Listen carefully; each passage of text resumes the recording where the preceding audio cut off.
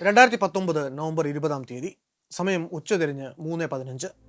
Wayanad Sultan Bathery government സർവജന higher secondary സ്കൂളിൽ ആ പ്രവൃത്തി ദിവസം അതിന്റെ അവസാനത്തെ പീരീഡിലേക്ക് കടന്നിരിക്കുന്നു. അധ്യാപകരുള്ള ക്ലാസ് മുറികളിൽ കുട്ടികൾ ശ്രദ്ധയോടെ അവരുടെ വാക്കുകൾക്ക് കാതോർത്തിരിക്കുന്നു. അധ്യാപകരില്ലാത്ത ചുരുക്കം ചില ക്ലാസ് റൂമുകൾ കുട്ടികളുടെ തലങ്ങും വിലങ്ങുമുള്ള ചലനങ്ങൾ കൊണ്ടും പരസ്പരമുള്ള സംസാരം കൊണ്ടും മുഖരിതമാണ്. ഈ സർവജന സ്കൂളിലെ 5B ക്ലാസ് റൂം. ആ ക്ലാസ് മുറിയിൽ കുട്ടികൾക്ക് ചെരുപ്പിട്ട് കയറാൻ അനുവാദമുണ്ടായിരുന്നില്ല. താരതമ്യേന ചെറിയ ആ മുറിയിൽ അടുപ്പിച്ചടുപ്പിച്ച് ബെഞ്ചുകളും ഡെസ്കുകളും ഇട്ടിരിക്കുന്നതിൽ 10-45ഓളം കുട്ടികളാണ് തിങ്ങി ഞെരുങ്ങിയിരുന്ന് പഠിക്കുന്നത്. കാക്കക്കൂട്ടത്തിൽ കല്ലിട്ട പോലെ കിടന്ന് കലവില കൂട്ടുന്ന ആ കുട്ടികളുടെ കൂട്ടത്തിൽ ക്ലാസ്സിലെ ബാക്ക് ബെഞ്ചിലിരുന്ന് എന്തോ എഴുതിക്കൊണ്ടിരിക്കുകയാണ് 10 വയസ്സുകാരിയായ ഷെഹല ഷിറിൻ. ഷെഹല പഠിച്ചിരുന്നത് 5Aയിലായിരുന്നുവെങ്കിലും അന്നേ ദിവസം മലയാളം ക്ലാസ്സിനു വേണ്ടി അവളെ 5Bയിൽ കൊണ്ടിരുത്തിയിരിക്കുകയാണ് ടീച്ചർ. ബത്തേരി ബാറിലെ അഭിഭാഷകനായ അഡ്വക്കേറ്റ് അസീസ് NVയുടെയും ഭാര്യ സജന ആയിഷയുടെയും 3 മക്കളിൽ മൂത്തവളാണിവൾ. ആ പെൺകുട്ടിയുടെ ജീവിതം അടുത്ത 1 മിനിറ്റിനുള്ളിൽ എന്നേക്കുമായി താളം തെറ്റും. അതിന് കാരണക്കാരനാകാൻ പോകുന്ന ഒരു മൂർഖൻ പാമ്പ് അതേ ക്ലാസ് റൂമിൽ അവളിരിക്കുന്ന ഡെസ്കിന്റെ തൊട്ടു താഴെയുള്ള ഒരു വിള്ളലിനുള്ളിൽ ഒളിച്ചിരിക്കുകയാണ്. ഒരൊറ്റ മിനിറ്റ് കൂടി കഴിഞ്ഞപ്പോൾ ഷെഹലയുടെ കാലിന്റെ ഉപ്പൂറ്റി നിലത്തെ വിള്ളലിലുടക്കി. കാലതിൽ നിന്ന് ഊരിയെടുക്കാൻ അവൾ പരമാവധി പരിശ്രമിച്ചിട്ടും സാധിച്ചില്ല. ഒടുവിൽ അവളുടെ കൂട്ടുകാരികൾ സ്റ്റാഫ് റൂമിൽ ചെന്ന് ഒരു അധ്യാപകനെ വിളിച്ചുകൊണ്ടുവന്ന് അയാൾ സഹായിച്ചിട്ടാണ് കാൽ ഊരിയെടുക്കാൻ അവൾക്ക് സാധിക്കുന്നത്. പക്ഷെ അതിനിടയ്ക്ക് കാലിന്റെ ഉപ്പൂറ്റിക്കടിയിൽ നിന്ന് പൊള്ളുന്ന പോലെ ഒരു വേദന അവൾക്ക് അനുഭവപ്പെട്ടു. എന്താണ് സംഭവിച്ചതെന്ന് പോലും അവൾക്ക് മനസ്സിലാവുന്നില്ല. ഷെഹലയുടെ കാൽ ആ വിള്ളലിനുള്ളിൽ കുടുങ്ങിയപ്പോൾ അതിനുള്ളിൽ വിശ്രമിച്ചിരുന്ന ഒരു മൂർഖൻ പാമ്പ് അതിനെ മനസ്സിലാക്കുന്നത് അതിന് നേർക്കുള്ള ശത്രുവിന്റെ ആക്രമണമെന്നാണ്. ഏതൊരു വിഷസർപ്പത്തിന്റെ ഭാഗത്തുനിന്നും സ്വാഭാവികമായിട്ടും ഉണ്ടായേക്കാവുന്ന അതേ പ്രതികരണം അപ്പോൾ ഈ മാളത്തിൽ കിടന്ന പാമ്പിന്റെ ഭാഗത്തു നിന്നും ഉണ്ടായി. ഷെഹലയുടെ കാലിന്റെ ഉപ്പൂറ്റിയിൽ മുട്ടുസൂചി കൊണ്ടുള്ള കുത്തുകൾ പോലെ ചോര പൊടിയുന്ന പല്ലിന്റെ പാടുകൾ വീഴ്ത്തിക്കൊണ്ട് ആ സർപ്പദംശനം സംഭവിച്ചു. കാലടി പൊക്കി ഒന്ന് നോക്കി അവൾക്ക് കാര്യമെന്തെന്നും മനസ്സിലായില്ല എങ്കിലും അസഹ്യമായ വേദന അനുഭവപ്പെട്ടു. അവളത് തന്റെ കൂട്ടുകാരികളെ വിളിച്ച് കാണിച്ചുകൊണ്ട് എന്നെ പാമ്പ് കടിച്ചെന്ന് തോന്നുന്നു എന്ന് പറഞ്ഞു. ഈ സുഹൃത്തുക്കൾ അപ്പോൾ തന്നെ ആ വിവരം അവരുടെ ടീച്ചറോടും അവർ അവിടുത്തെ മറ്റൊരു അധ്യാപകനോടും പറയുന്നു. പാമ്പ് കടിച്ചിട്ടുണ്ട്, ഉടനെ ആന്റിവനം ഇഞ്ചക്ട് ചെയ്യാൻ കൊണ്ടുപോകണമെന്ന് ടീച്ചർ പറഞ്ഞിട്ടും പക്ഷേ വിവരമറിഞ്ഞ അധ്യാപകൻ അതിന് തയ്യാറാവുന്നില്ല.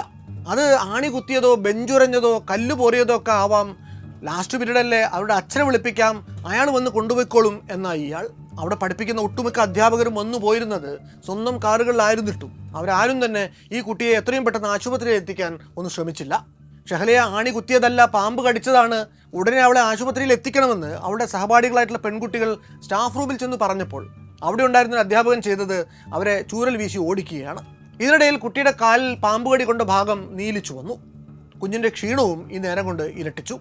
അപ്പോഴേക്കും നേരം 3:45 കഴിഞ്ഞു.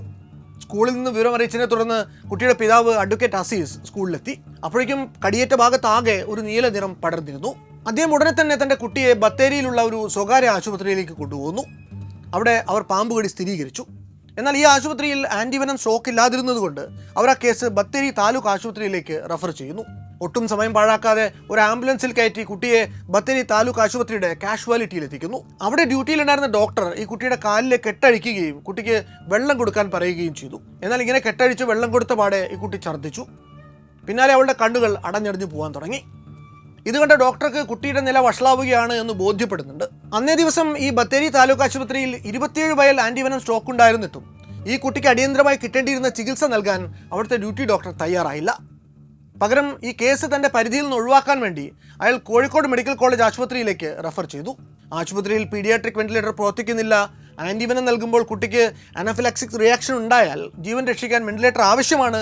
അതില്ലാതിരുന്നത് കൊണ്ടാണ് താൻ കോഴിക്കോട് മെഡിക്കൽ കോളേജ് ആശുപത്രിയിലേക്ക് റെഫർ ചെയ്തത് എന്നാണ് ഡോക്ടർ പിന്നീട് നൽകിയ വിശദീകരണം. എന്നാൽ പാമ്പുകടിയേറ്റെത്തിയ കുട്ടിയെ വെറും 1 മണിക്കൂർ യാത്ര മാത്രമുള്ള മാനന്തവാടിയിലോ കൽപ്പറ്റയിലോ ഒക്കെയുള്ള ആശുപത്രിയിലേക്ക് മാറ്റാതെ 3.5 മണിക്കൂർ ദൂരമുള്ള കോഴിക്കോട്ടേക്ക് വിട്ടതാണ് ഡോക്ടർക്ക് പിഴച്ചതെന്ന് പിന്നീട് അന്വേഷണത്തിൽ കണ്ടെത്തിയിരുന്നു. ഇങ്ങനെ കോഴിക്കോട്ടേക്കുള്ള യാത്രാമധ്യേ ആംബുലൻസിൽ തന്നെ മടിയിലിരുന്ന കുഞ്ഞിൻ്റെ കണ്ണുകൾ പതുക്കെ അടഞ്ഞടഞ്ഞു പോകുന്നത് കണ്ടപ്പോൾ സംഗതി കൈവിട്ടു പോവുകയാണെന്ന് അവളുടെ അച്ഛന് മനസ്സിലാവുന്നു. ചുരമിറങ്ങി കോഴിക്കോട്ട് എത്തുന്നവരെ തൻ്റെ കുട്ടി ജീവനോടെ ഇരിക്കില്ല എന്നും അഡ്വക്കേറ്റ് അസീസിന് തോന്നി. ആദ്യം ആ ആംബുലൻസ് നിർത്തിച്ച് ഡ്രൈവറോട് പറഞ്ഞ് വണ്ടി വൈത്തിരി താലൂക്ക് ആശുപത്രിയിലേക്ക് കയറ്റി. അവിടുത്തെ പോർച്ചിലേക്ക് ഇറങ്ങി വന്ന ഡ്യൂട്ടി ഡോക്ടർ ഈ കുട്ടിയെ പരിശോധിച്ച് വീണ്ടും ഈ കുട്ടിയെ കോഴിക്കോട് മെഡിക്കൽ കോളേജിലേക്ക് തന്നെ റെഫർ ചെയ്തു. പക്ഷേ അവിടം വരെ എത്തില്ല എന്ന് സംശയം പറഞ്ഞപ്പോൾ തൊട്ടടുത്തുള്ള വൈത്തിരിയിലെ മറ്റൊരു സ്വകാര്യ ആശുപത്രിയിൽ വിഷചികിത്സയ്ക്കുള്ള സംവിധാനങ്ങളുണ്ട്, അവിടേക്ക് കൊണ്ടുപോയിക്കൊള്ളൂ എന്നായി. എത്രയും പെട്ടെന്ന് തന്നെ ഷെഹലയെ അങ്ങോട്ട് കൊണ്ടുപോയി എങ്കിലും അവിടെ എത്തി ആന്റിവനം കൊടുത്ത് മിനിറ്റുകൾക്കുള്ളിൽ ഷെഹലയുടെ മരണം സ്ഥിരീകരിച്ചു. സ്വപ്നങ്ങൾ കണ്ട് കൊതി തീർന്നിട്ടില്ലാത്ത, പറക്കമുറ്റിയിട്ടില്ലാത്ത ഷെഹല ഷിറിൻ എന്ന കുഞ്ഞിന്റെ മരണത്തിന്റെ ഉത്തരവാദിത്വം ആർക്കാണ് എന്ന ചോദ്യം അന്ന് കേരള മനസാക്ഷിക്ക് മുന്നിൽ ഉച്ചത്തിൽ പ്രതിധ്വനിച്ചു. ഒന്നല്ല 3 സർക്കാർ വകുപ്പുകളാണ് ഈ കേസിൽ പ്രതിസ്ഥാനത്ത് നിന്നത്. ഒന്ന്, സ്കൂൾ കെട്ടിടം കുട്ടികൾക്ക് പഠിക്കാൻ സുരക്ഷിതമാണ്, അവിടെ പാമ്പുകൾക്ക് കയറിക്കൂടാൻ പോകുന്ന സുരക്ഷാ വീഴ്ചകളില്ല എന്ന് ഉറപ്പിക്കാത്ത തദ്ദേശ സ്വയംഭരണ വകുപ്പ്. 2, കുട്ടിക്ക് അവൾ പഠിച്ചുകൊണ്ടിരുന്ന ക്ലാസ് മുറിയിൽ വെച്ചൊരു വിഷപ്പാമ്പിന്റെ കടിയേറ്റപ്പോൾ അവിടെ അടിയന്തര ചികിത്സയ്ക്കായി ആശുപത്രിയിൽ സമയത്തിന് എത്തിക്കാതിരുന്ന വിദ്യാഭ്യാസ വകുപ്പ്. 3, ഒരല്പം വൈകിയെങ്കിലും ആശുപത്രിയിൽ എത്തിച്ച ആ കുഞ്ഞിന് അടിയന്തര ചികിത്സ നൽകുന്നതിൽ വീഴ്ച വരുത്തിയ ആരോഗ്യ വകുപ്പ്. ഇങ്ങനെ 3 സർക്കാർ വകുപ്പുകളുടെ കെടുകാര്യസ്ഥത ഈ മരണത്തിന് കാരണമായിട്ടുണ്ട്. കുട്ടിയുടെ മരണത്തിന് പിന്നാലെ ഇതെല്ലാം പരിശോധിക്കാൻ വേണ്ടി സർക്കാർ തലത്തിൽ അന്വേഷണങ്ങൾ പ്രഖ്യാപിക്കപ്പെട്ടു. വീഴ്ച വരുത്തിയ അധ്യാപകനെ സസ്പെൻഡ് ചെയ്തു. താലൂക്ക് ആശുപത്രിയിലെ ഡോക്ടർക്ക് നേരെയും അന്വേഷണം നീണ്ടുവെങ്കിലും കേസ് മെഡിക്കൽ കോളേജിലേക്ക് റെഫർ ചെയ്തിരുന്നു എന്ന സാങ്കേതികത്വത്തിൽ പിടിച്ച് അയാൾ രക്ഷപ്പെട്ടു. ഈ കേസ് വലിയ വിവാദമായതോടെ മനുഷ്യാവകാശ കമ്മീഷനും ഹൈക്കോടതിയും ഒക്കെ ഇതിൽ ഇടപെടുന്നുണ്ട്. സ്കൂൾ പരിസരങ്ങളുടെ സുരക്ഷയിലും ആരോഗ്യ സംവിധാനങ്ങളിലുമൊക്കെ ഉണ്ടായിരിക്കേണ്ട ജാഗ്രതയെക്കുറിച്ച് അന്വേഷിക്കാൻ പ്രത്യേക സമിതികളെയും അന്ന് നിയമിക്കുന്നുണ്ട്. ഈ സമിതികൾ സംഭവം വളരെ വിശദമായി അന്വേഷിച്ച് കഴിഞ്ഞ വർഷം സ്കൂളുകളുടെ സുരക്ഷയ്ക്ക് വേണ്ടി ചില നടപടിക്രമങ്ങൾ നിർദ്ദേശിച്ചുകൊണ്ട് സർക്കുലറും ഇറക്കി. ഷെഹല പോയിട്ട് ഇന്നേക്ക് 7 വർഷം പിന്നിട്ട് കഴിഞ്ഞു. ജീവനോടെ ഉണ്ടായിരുന്നുവെങ്കിൽ അവൾ ഇന്ന് നല്ല മിടുക്കിയായി +2 നല്ല മാർക്കൊക്കെ വാങ്ങി പാസ്സായിട്ടുണ്ടാവുമായിരുന്നു. ഷെഹലയുടെ അച്ഛൻ്റെയും അമ്മയുടെയും മനസ്സിൽ ഇന്നും സ്വന്തം മകളെക്കുറിച്ച് ഓർക്കുമ്പോൾ ഉമിത്തി പുകഞ്ഞു നീറുകയാണ്. പോകുന്ന വഴികളിൽ കാണുന്ന ഓരോ കുഞ്ഞു പെൺകുട്ടികളിലും അവർ സ്വന്തം മകളെ കാണും. അവളെ ഓർത്ത് കരഞ്ഞു വിഷമിച്ചാണ് അവർ ഇന്നും രാത്രികളിൽ ഉറങ്ങാൻ കിടക്കുന്നത്. നഷ്ടപരിഹാരമായി വളരെ ചെറിയൊരു തുക ആ കുടുംബത്തിന് നൽകിയതല്ലാതെ സർക്കാർ വകുപ്പുകളിൽ നിന്ന് ഇത്ര വലിയ കൃത്യവിലോപങ്ങൾ ഉണ്ടായതിൻ്റെ പ്രായച്ചിത്തമായി കുടുംബത്തിൽ ആർക്കെങ്കിലും സർക്കാർ ജോലി നൽകുന്നത് പോലെ പതിവുള്ള മറ്റ് നടപടികളൊന്നും തന്നെ ഷെഹലയുടെ കേസിൽ ഉണ്ടായില്ല. വർഷങ്ങൾ പിന്നിട്ടതോടെ ഈ കേസും മറവിയിലാണ്ടുപോയി. കേരളത്തിലെ സ്കൂളുകളിലോ ഓഫീസുകളിലോ മറ്റു പൊതു ഇടങ്ങളിലോ അല്ലെങ്കിൽ സ്വന്തം വീടുകളിലോ ഒക്കെ വെച്ച് പാമ്പ് കടിയേറ്റ് കൃത്യമായി ചികിത്സ കിട്ടാതെ മരിക്കുന്ന ആദ്യത്തെ വ്യക്തിയല്ല ഷെഹല. അങ്ങനെ മരിച്ചു പോകുന്ന അവസാനത്തെ വ്യക്തിയും ഒരുപക്ഷെ അവളായിരിക്കില്ല. ഷെഹല അഷ്റഫിനെ പാമ്പ് കടിച്ചത് വീട്ടുവളപ്പിലെ പൊന്തക്കാട്ടിലോ പാറയിടുക്കിലോ ഏതെങ്കിലും കാട്ടിലോ വെച്ചല്ല, സ്വന്തം സ്കൂളിലെ ക്ലാസ് മുറിക്കുള്ളിൽ വെച്ചാണ്. 10 വയസ്സുകാരിയായ ഒരു 5ാം ക്ലാസ് വിദ്യാർത്ഥിനി ഏറ്റവും സുരക്ഷിതയായിരിക്കേണ്ട ഒരിടത്ത് വെച്ച്. അവിടെ വെച്ച് അവളെ ഒരു പാമ്പ് കടിക്കുന്ന സാഹചര്യം ഒരിക്കലും ഉണ്ടാകാൻ പാടില്ലായിരുന്നു. ഇനി അങ്ങനെ ദൗർഭാഗ്യവശാൽ സംഭവിച്ചു എന്നിരിക്കട്ടെ, ആ സ്നേക്ക് ബൈറ്റ് സിറ്റുവേഷൻ വേണ്ട പോലെ കൈകാര്യം ചെയ്യാൻ അവളുടെ അധ്യാപകർക്ക് കഴിയാതെ പോയതിൻ്റെ പേരിൽ അവളുടെ ജീവൻ നഷ്ടപ്പെടാൻ പാടില്ലായിരുന്നു. അതിന് കാരണമായത് ഉത്തരവാദിത്തപ്പെട്ടവരുടെ ഭാഗത്തുനിന്ന് തുടർച്ചയായിട്ടുണ്ടായ കൃത്യലോപങ്ങൾ കൊണ്ട് മാത്രമല്ല, ഈ സാഹചര്യങ്ങൾ കൈകാര്യം ചെയ്യുന്നതിൽ അവർക്കുണ്ടായിരുന്ന അജ്ഞത കൊണ്ടുകൂടിയാണ്. നമ്മൾ മലയാളികൾക്ക് നമ്മുടെ ജീവിതങ്ങളെ സാരമായി സ്വാധീനിക്കാൻ ശേഷിയുള്ള പാമ്പുകളെക്കുറിച്ച് ഇനിയും വേണ്ടത്ര അറിവില്ല എന്നതിൻ്റെ ഏറ്റവും വലിയ ഉദാഹരണമാണ് ഷെഹല അഷ്റഫിൻ്റെ പാമ്പ് കടിയേറ്റുള്ള മരണം. ബലാത്രുകതയുടെ ഈ ലക്കം ശ്രമിക്കുന്നതും സർപ്പങ്ങളെക്കുറിച്ച് പൊതുമണ്ഡലത്തിൽ ലഭ്യമായ വിവരങ്ങളെ കോർത്തിണക്കി ആ സ്ഥിതിവിശേഷത്തിന് ഒരു പരിഹാരമുണ്ടാക്കാൻ തന്നെയാണ്. നമ്മൾ മനുഷ്യരോളം തന്നെ ഈ ഭൂമിയുടെ അവകാശികളായ സർപ്പങ്ങൾ നമ്മുടെ വ്യവഹാര കേന്ദ്രങ്ങളിലേക്ക് കടന്നു കയറി വരുമ്പോൾ ഉണ്ടാകുന്ന ദൗർഭാഗ്യകരമായ അപകടങ്ങളുടെ കഥ. പാമ്പുകളെയും പാമ്പുകടിയെയും കൈകാര്യം ചെയ്യുന്നതിൽ ഉത്തരവാദിത്തപ്പെട്ടവരുടെ ഭാഗത്തു നിന്നുണ്ടാകുന്ന അനാസ്ഥകൾ കൊണ്ട് നമ്മുടെ നാട്ടിൽ ഇന്നും നടന്നുകൊണ്ടിരിക്കുന്ന തുടർ മരണങ്ങളുടെ കഥ, അത് വല്ലാത്തൊരു കഥയാണ്.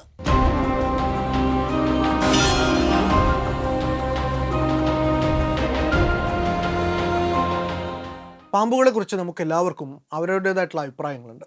ആ അഭിപ്രായങ്ങൾ പലപ്പോഴും തികച്ചും വ്യക്തിപരമായിരിക്കും എന്ന് മാത്രം. ചിലർക്ക് പാമ്പുകളെ പേടിയാണ്, ചിലർക്ക് പാമ്പുകളെ കുറിച്ച് അറിയാൻ വല്ലാത്ത താല്പര്യം കാണും. പാമ്പുകളെ കുറിച്ചുള്ള നാഷണൽ ജിയോഗ്രഫിക് വീഡിയോകൾ കണ്ടിരിക്കുന്നതൊക്കെ വലിയ ഇഷ്ടമായിരിക്കുമെങ്കിലും കാര്യമായ വിവരമൊന്നും ചിലപ്പോൾ ആ ജീവിവർഗത്തെക്കുറിച്ച് അവർക്ക് ഉണ്ടാവണമെന്നില്ല.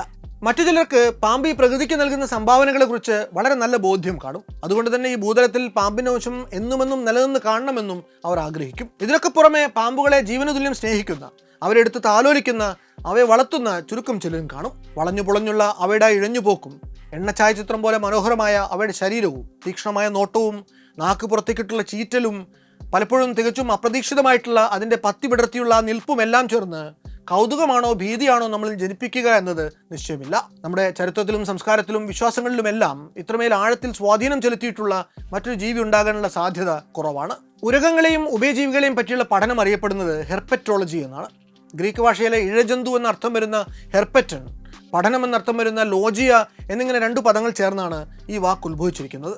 ആഗോള പരിസ്ഥിതി സംരക്ഷണത്തിൽ ഇഴജന്തുക്കൾക്ക് പ്രത്യേക സ്ഥാനമുണ്ട് എന്ന് അടുത്ത കാലത്തുണ്ടായ അറിവിൻ്റെ അടിസ്ഥാനത്തിലാണ് ഹെർപെറ്റോളജി ഒരു പ്രത്യേക ശാസ്ത്ര വിഭാഗമായിട്ട് മാറുന്നത്. ഇതിന് കീഴിൽ വരുന്ന പാമ്പുകളെ കുറിച്ചുള്ള ഉപപഠന വിഭാഗത്തെ വിളിക്കുന്നത് ഒഫിയോളജി എന്നാണ്. ലാറ്റിൻ ഭാഷയിലെ പാമ്പ് എന്നർത്ഥം വരുന്ന ഒഫിസ്, പഠനം എന്നർത്ഥം വരുന്ന ലോജിയ എന്നീ 2 വാക്കുകൾ ചേർന്നാണ് ഈ പദം ഉണ്ടായിട്ടുള്ളത്. ആശുപത്രികളുടെയും ഡോക്ടർമാരുടെയും ഒക്കെ ബോർഡുകളിൽ പത്തി വിടർത്തി നിൽക്കുന്ന ഒരു പാമ്പിന്റെ ചിഹ്നം നമ്മൾ സ്ഥിരമായിട്ട് കാണാറുണ്ട്. റോഡ് ഓഫ് അസ്ക്ലേപ്പിയസ് എന്നാണ് ഇതിന് പറയുക. ഗ്രീക്ക് പുരാണങ്ങളിലെ വൈദ്യശാസ്ത്രത്തിന്റെ ദേവനായ അസ്ക്ലേപ്പിയസിന്റെ വടിയാണിത്.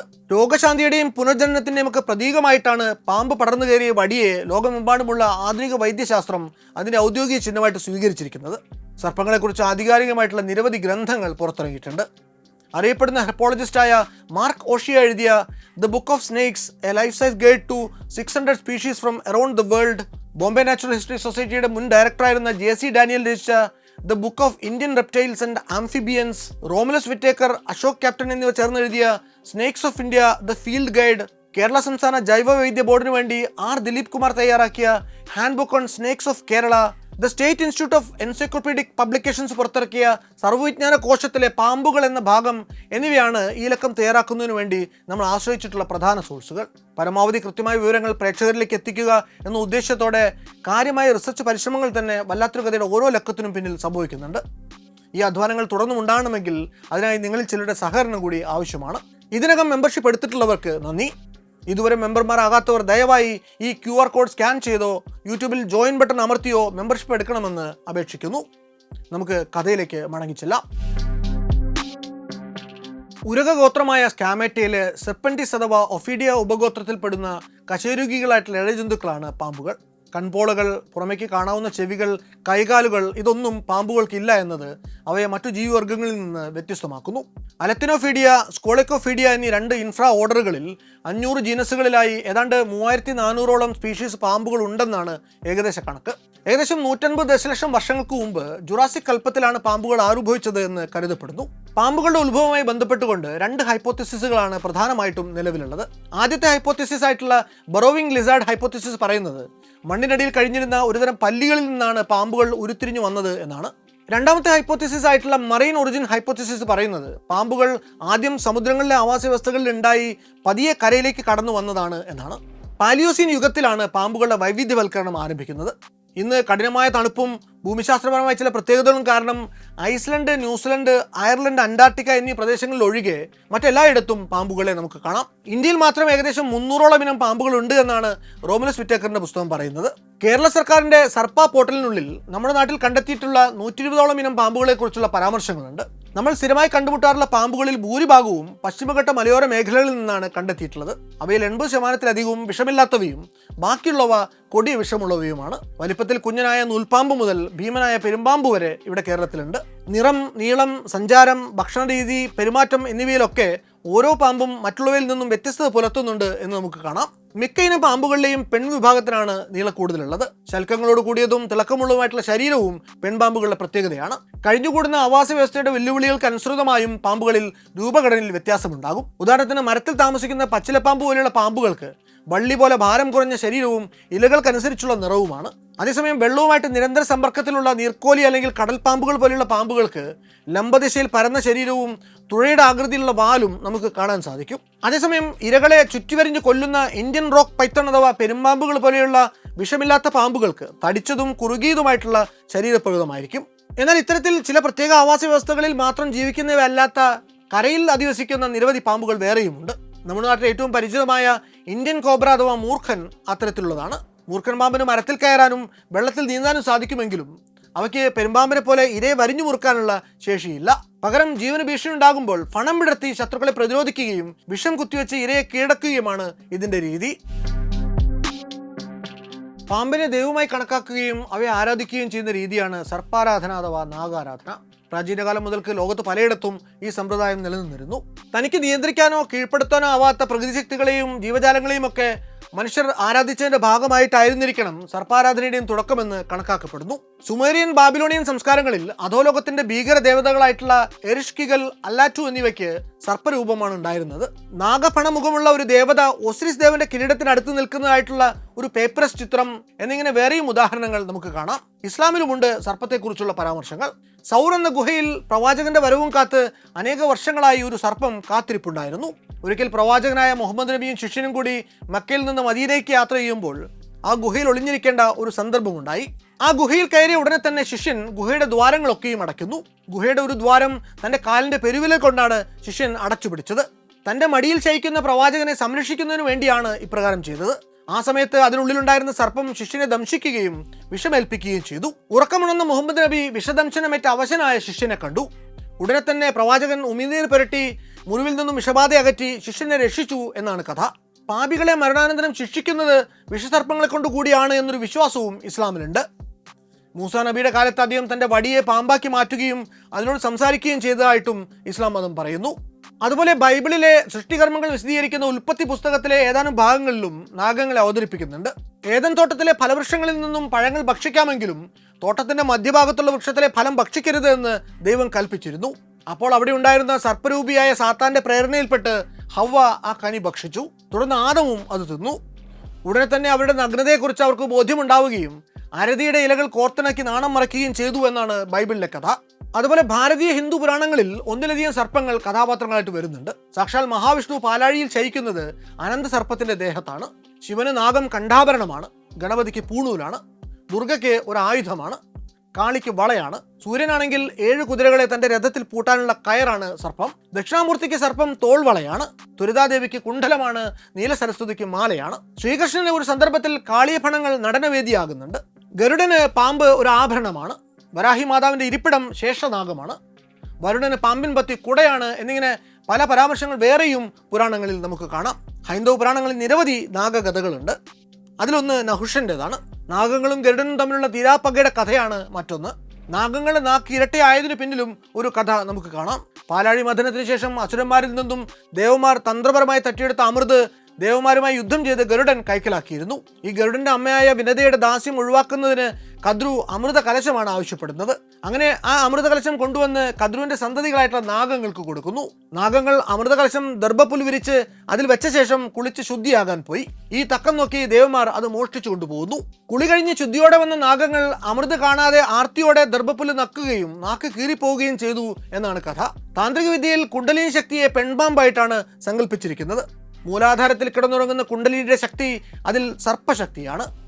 അതിനുണർത്താനായി ആരംഭിച്ച ആരാധനാ സമ്പ്രദായത്തിന്റെ ആദ്യ പടിയായിരുന്നത്രേ നാഗാരാധന. ഭാരതീയ നൃത്തകലകളിൽ നാഗനൃത്തം എന്നൊരു സവിശേഷ നൃത്തം തന്നെയുണ്ട്. വാദ്യങ്ങളിൽ ഒന്നിന്റെ പേരും നാഗവീണ എന്നാണ്. ഇത് നാരദമുനിയാണ് ഉപയോഗിക്കുന്നത് എന്ന് പുരാവൃത്തം പറയുന്നു. നാഗാസ്ത്രം എന്നൊരു ആയുധ സങ്കല്പവും ഭാരതത്തിലുണ്ട്. നാഗമാണിക്യം എന്നൊരു വിശിഷ്ട രത്നം നാഗങ്ങൾ ശിരസിൽ പേറുന്നുണ്ട് എന്നൊരു വിശ്വാസം പോലും ഭാരതത്തിൽ നിലവിലുണ്ടായിരുന്നു.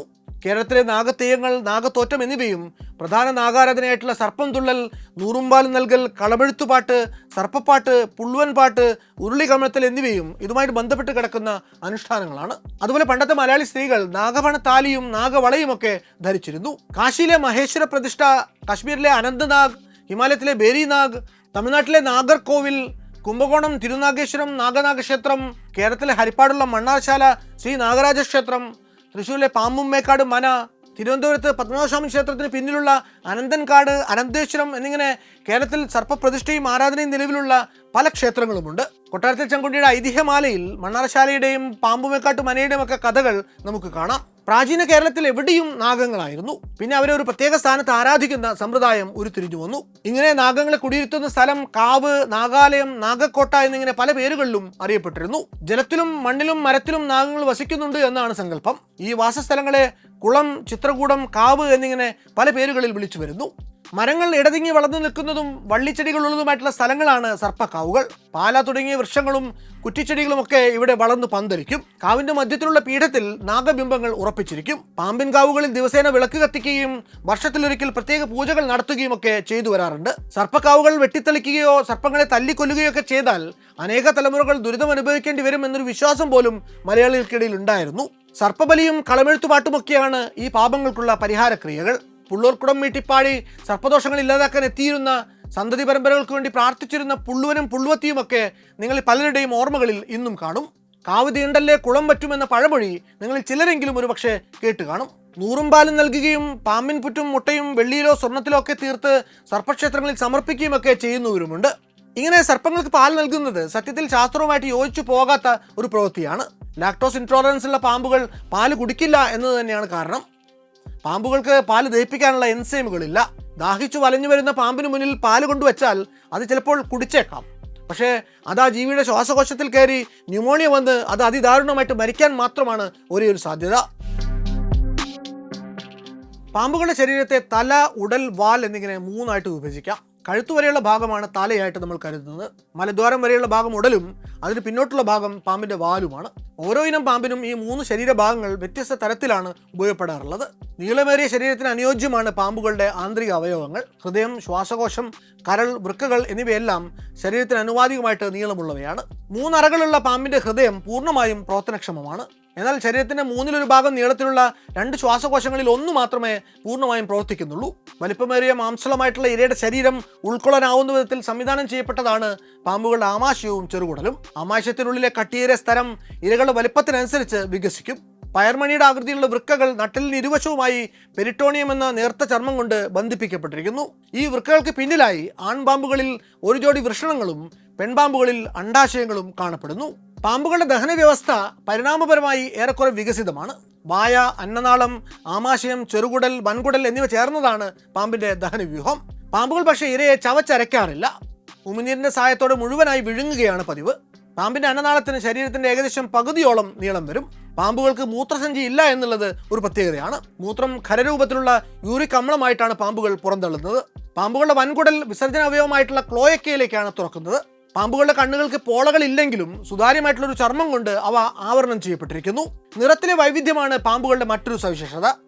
മിക്കയിനം പാമ്പുകൾക്കും അവരുടെ ആവാസ വ്യവസ്ഥയോട് ചേർന്ന് നിൽക്കുന്ന വിധത്തിലുള്ള നിറങ്ങളും അടയാളങ്ങളുമാണ് നമുക്ക് കാണാനാവുക. ശരീരം നിറയെ പുള്ളികളുള്ള കടുവാ പാമ്പുകൾ നിറവൈവിധ്യം കൊണ്ട് ശ്രദ്ധേയമാണ്. ആകർഷണീയമായിട്ടുള്ള നിറമുള്ള വിഷപ്പാമ്പാണ് ബ്ലൂ മലേഷ്യൻ പവിഴപ്പാമ്പ്. വിവിധ വളർച്ചാഘട്ടങ്ങളിൽ വ്യത്യസ്ത നിറങ്ങളിൽ കാണപ്പെടുന്ന പാമ്പുകളുമുണ്ട്.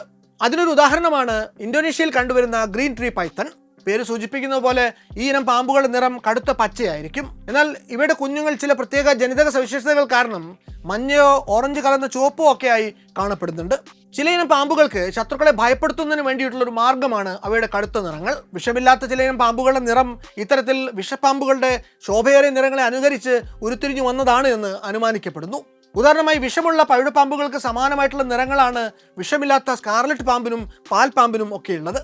മരുഭൂമിയിലെ പാമ്പുകൾക്ക് മണലിൻ്റെ നിറവും ഇലകൾക്കിടയിൽ കഴിയുന്ന പാമ്പുകൾക്ക് ഇലയുടെ നിറവും ഒക്കെ കാണപ്പെടുന്നു. ഇത് ശത്രുക്കളിൽ നിന്ന് രക്ഷ നേടാനും ഇരയെ പിടിക്കാനും ഒക്കെ പാമ്പുകളെ സഹായിക്കാറുണ്ട്. പ്രധാനമായും തലയോട്ടി, കശേരുക്കൾ, വാരിയെല്ലുകൾ എന്നിവ കൂടിച്ചേർന്നതാണ് ഒരു പാമ്പിൻ്റെ അസ്ഥികൂടം. നിരവധിയായിട്ടുള്ള കശേരുക്കളുടെയും വാരിയെല്ലുകളുടെയും സാന്നിധ്യമാണ് പാമ്പുകളുടെ സവിശേഷതയായിട്ടുള്ള നീണ്ട ശരീരഘടനയ്ക്ക് ആധാരം. സാധാരണ വലിപ്പമുള്ളൊരു പാമ്പിൻ്റെ ശരീരത്തിൽ 180 മുതൽ 435 വരെ കശേരുക്കളും അവയോട് ചേർന്ന വാരിയെല്ലുകളും ഉണ്ടായിരിക്കും. ഓരോ കശേരുവിനൊപ്പം ഓരോ ജോഡി വാരിയെല്ലുകൾ ചേർന്നിരിക്കും. കശേരുക്കളുടെ ഇത്തരത്തിലുള്ള സംവിധാനക്രമമാണ് പാമ്പുകളിലെ വഴക്കമുള്ള ശരീര ചലനത്തിന് ആധാരമായിരിക്കുന്നത്. മനുഷ്യരിൽ നിന്ന് വ്യത്യസ്തമായി സ്റ്റേർണം, പെക്ടോറൽ ഗേർഡിൽ എന്നിവ പാമ്പുകൾക്കില്ല. താടിയലിൻ്റെ ഇരുവശമായിട്ട് കാണപ്പെടുന്ന ക്വാഡ്രേറ്റ് അസ്ഥി ഒരു ഇരട്ട വിജാഗിരി പോലെ പ്രവർത്തിക്കുന്നത് കൊണ്ട് പാമ്പുകൾക്ക് വായ ഇരുവശങ്ങളിലേക്കും മുകളിലേക്കും താഴേക്കും വ്യത്യസ്ത കോണുകളിൽ തുറക്കാനാകും. വലിയ ഇരകളെ പിടിക്കുന്നതും അനായാസകരമായിട്ട് വീഴുന്നതുമൊക്കെ ഇതിൻ്റെ സഹായത്തോടെയാണ്. താടിയലുകളിൽ ബന്ധിപ്പിച്ച നിലയിലാണ് പാമ്പിൻ്റെ പല്ലുകൾ കാണപ്പെടുക. പാമ്പുകളുടെ ഇനവ്യത്യാസം അനുസരിച്ച് പല്ലുകളുടെ എണ്ണത്തിലും വ്യത്യാസമുണ്ടാകും. പാമ്പുകളുടെ പല്ലുകൾ മുകളിൽ 4 വരികളായും താഴെ 2 വരികളായിട്ടുമാണ് ക്രമീകരിച്ചിരിക്കുന്നത്. പിന്നിൽ കഴുത്തിൻ്റെ ഭാഗത്തേക്ക് വളഞ്ഞ നിലയിൽ കാണപ്പെടുന്ന പല്ലുകൾ പൊതുവെ ആഹാരം ചവച്ചരയ്ക്കാനുള്ളതല്ല, മറിച്ച് ജീവനുള്ള ഇര വഴുതിപ്പോകാതെ പിടിച്ചു നിർത്തുന്നതിന് വേണ്ടിയിട്ടുള്ളതാണ്. പാമ്പുകളുടെ പല്ലുകൾ കൊഴിയുന്തോറും പുതിയവ മുളച്ചു വരാറുണ്ട്. മൂർഖൻ, രാജവെമ്പാല തുടങ്ങിയ പാമ്പുകളുടെ പ്രത്യേകതയാണ് പത്തി അഥവാ ഫണം വിടർത്താനുള്ള അവയുടെ സവിശേഷ കഴിവ്. ശത്രുക്കളെ ഭയപ്പെടുത്താൻ ശരീരം ഭൂമിയിൽ നിന്ന് ഉയർത്തി ഫണം വിടർത്തി ശക്തിയായിട്ട് ചീറ്റുന്നത് ഇവയുടെ ഒരു സ്വഭാവ സവിശേഷതയാണ്. കണ്ട ഭാഗത്തെ കശേരുക്കൾ വിലങ്ങനെ വികസിക്കുന്നതിനൊപ്പം ചർമ്മവും വികസിക്കുന്നതിൻ്റെ ഫലമായിട്ടാണ് ഈ പാമ്പിൻ്റെ ഫണം വിടരുന്നത്. ഫണത്തിന് മുകൾ ഭാഗത്തെ അടയാളവും പ്രത്യേകം ശ്രദ്ധേയമാണ്. പാമ്പുകളുടെ ശൽക്കങ്ങൾ ജലത്തിൽ ലയിക്കാത്തതും കെരാറ്റിൻ കൊണ്ട് നിർമ്മിച്ചതുമാണ്. സ്ക്യൂട്ട് എന്നറിയപ്പെടുന്ന ഇവ സഞ്ചാരത്തിന് അവയെ സഹായിക്കുന്നു. പാമ്പുകളുടെ ഉദരഭാഗത്തെ ശൽക്കങ്ങൾ ഏണിയുടെ ആകൃതിയിലാണ്. പാമ്പുകളുടെ എപ്പിഡെർമിസ് എന്ന ബാഹ്യ ശൽക്കാവരണം ഇടയ്ക്കിടെ കൊഴിഞ്ഞു പോകുന്നതാണ്. ഇതിനുള്ളിലാണ് കട്ടിയുള്ള ഡെർമിസ് എന്ന ശൽക്കാവരണം. പാമ്പുകളുടെ ശരീരത്തിന് നിറം നൽകുന്ന ക്രോമാറ്റോഫോറുകൾ എന്ന വർണ്ണകങ്ങൾ ഈ ഡെർമിസിലാണ് അടങ്ങിയിരിക്കുന്നത്. ഇര പിടിക്കുമ്പോൾ വികസിക്കുന്നതിനും ശത്രുക്കളെ വിരട്ടുന്നതിന് ശബ്ദം പുറപ്പെടുവിക്കുന്നതിനുമൊക്കെ ഈ ശൽക്കങ്ങൾ ചില ഇനങ്ങളിൽ സഹായകമാകാറുണ്ട്. ശൽക്കങ്ങളുടെ വലിപ്പം, ആകൃതി, മൃദുത്വം, സംവിധാനക്രമം എന്നിവ വ്യത്യസ്ത സ്പീഷീസുകളിൽ വ്യത്യസ്തമായിരിക്കും. പെരുമ്പാമ്പിൻ്റെ ശരീരത്തെ പൊതിഞ്ഞ് നിരവധി ചെറിയ ശൽക്കങ്ങളാണുള്ളതെങ്കിൽ അണലിയുടെ കൂർത്തുമുനയുള്ള ശൽക്കങ്ങൾ ഒന്നിനു മുകളിൽ ഒന്നായിട്ട് ക്രമീകരിച്ച നിലയിലാണ് കാണപ്പെടാറുള്ളത്. അതുപോലെ മരത്തിൽ കയറുന്ന പാമ്പുകളുടെ ഉദരഭാഗത്ത് കാണുന്ന പരുപരുത്ത ശൽക്കങ്ങൾ ആ മരം കയറ്റത്തിന് യോജിച്ച രീതിയിലുള്ളവയാണ്. പാമ്പുകളുടെ തലയുടെ ഇരുവശത്തും പിന്നിലേക്കായിട്ടാണ് അവയുടെ കണ്ണുകൾ സ്ഥിതി ചെയ്യുന്നത്. അതുകൊണ്ട് ബൈനോക്കുലർ വിഷൻ പാമ്പുകൾക്ക് സാധ്യമല്ല.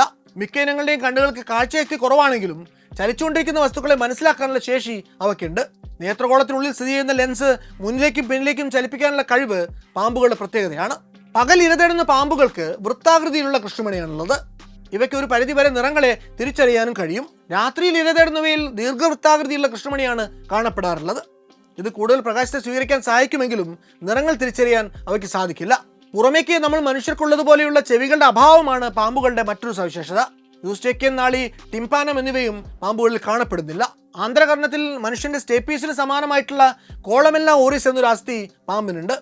ഇത് കീഴ്ത്താടിയുമായിട്ട് ബന്ധപ്പെട്ടിട്ടാണ് ഇരിക്കുന്നത്.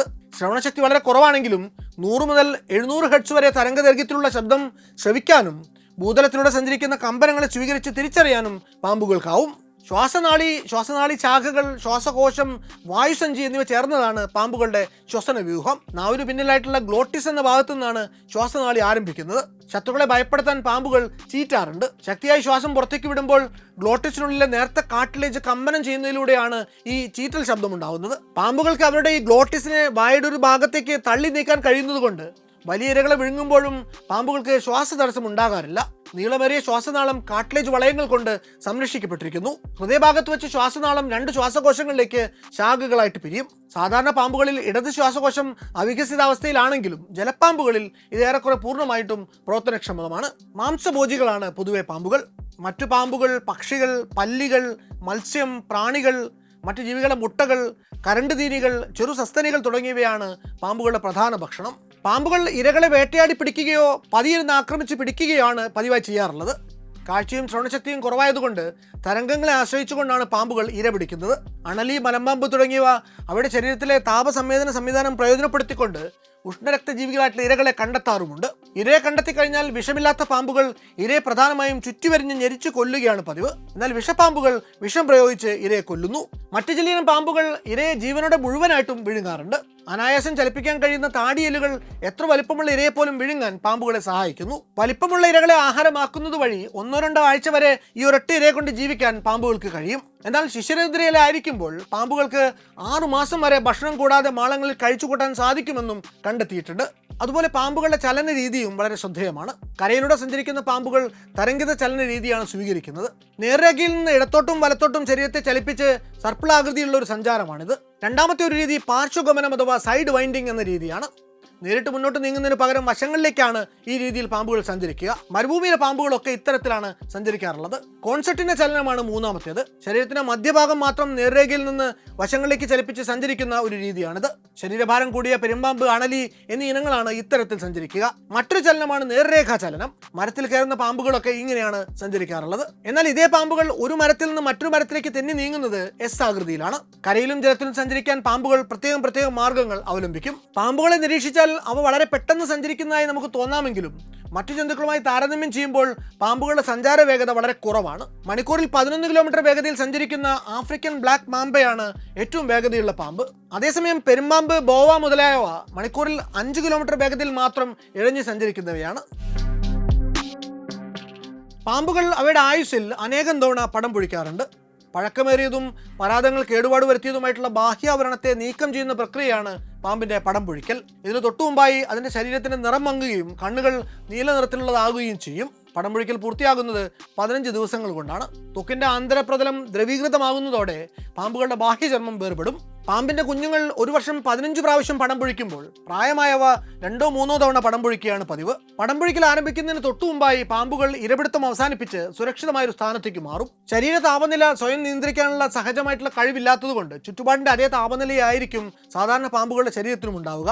അതുകൊണ്ട് അവ അധിവസിക്കുന്ന മേഖലയുടെ സാധ്യതകൾ പ്രയോജനപ്പെടുത്തിക്കൊണ്ട് പാമ്പുകൾ ഉപാപചയത്തിന് ആവശ്യമായിട്ടുള്ള ചൂട് നേടിയെടുക്കുന്നു. ഉദാഹരണമായി ശരീര താപനില വർദ്ധിപ്പിക്കാൻ വേണ്ടി വെയിൽ കായുന്ന ശീലം പലയിനം പാമ്പുകൾക്കുമുണ്ട്.